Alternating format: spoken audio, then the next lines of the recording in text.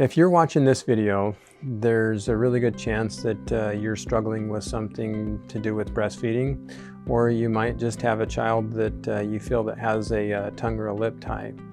The goal in having you watch this video is to give you an education on what a tongue tie is and the effects of a tongue tie for a child throughout not only nursing, but throughout craniofacial growth and development. A lot of the parents that come in, they come in mainly because the mother is uncomfortable with breastfeeding.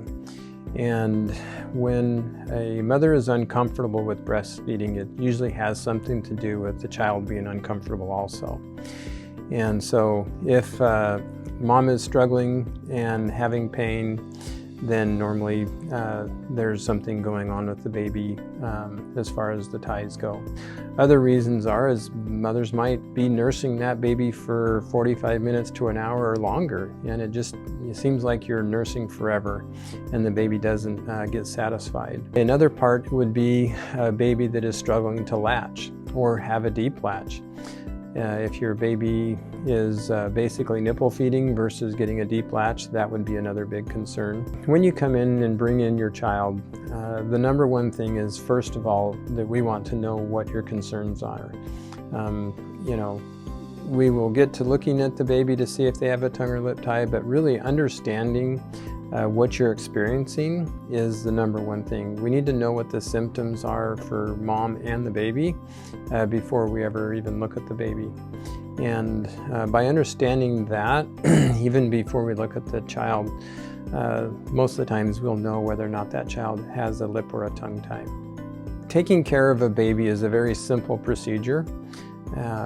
We have done well over 1,000 babies now here in our practice, and it's a very simple procedure that takes merely 10 to 15 seconds per site. When we look at the lip tie, the lip, when you take both fingers and you take that lip and you lift it up towards the nose, the lip should be able to reach up and touch the nose.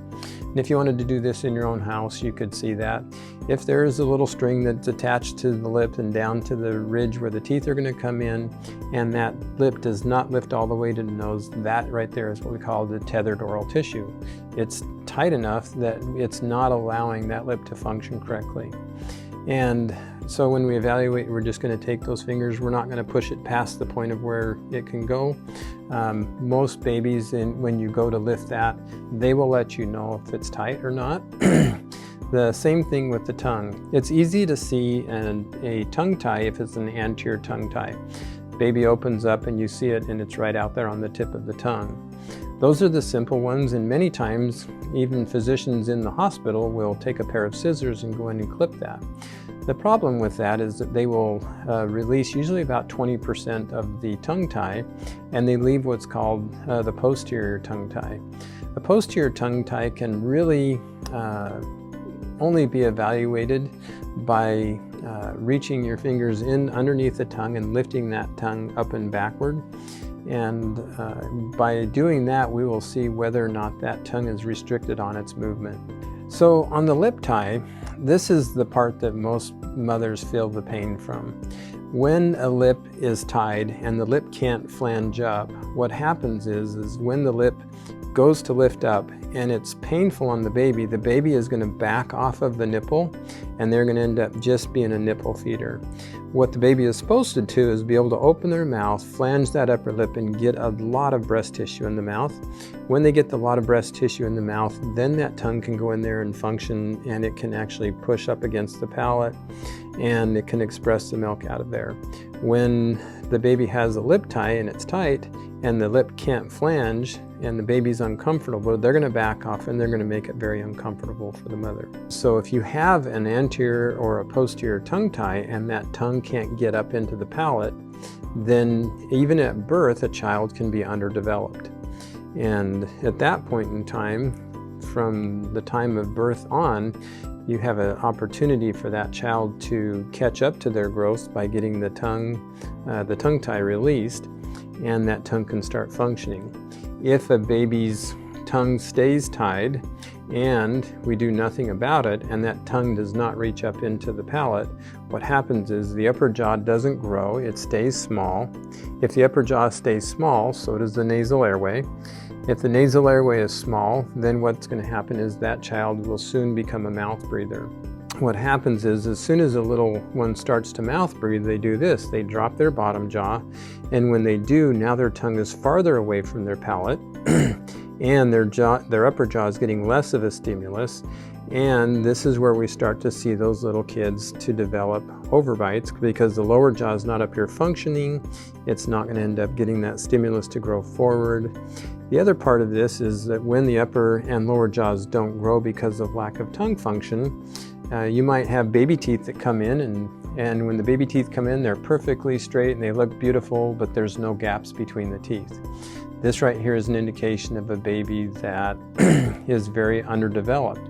You want to have spaces in between all of the baby teeth. So people always say, well, why is an orthodontist doing this? My goal is to get that baby functioning right after birth or as soon after as we can, and get that tongue functioning correctly so that the baby can grow normal.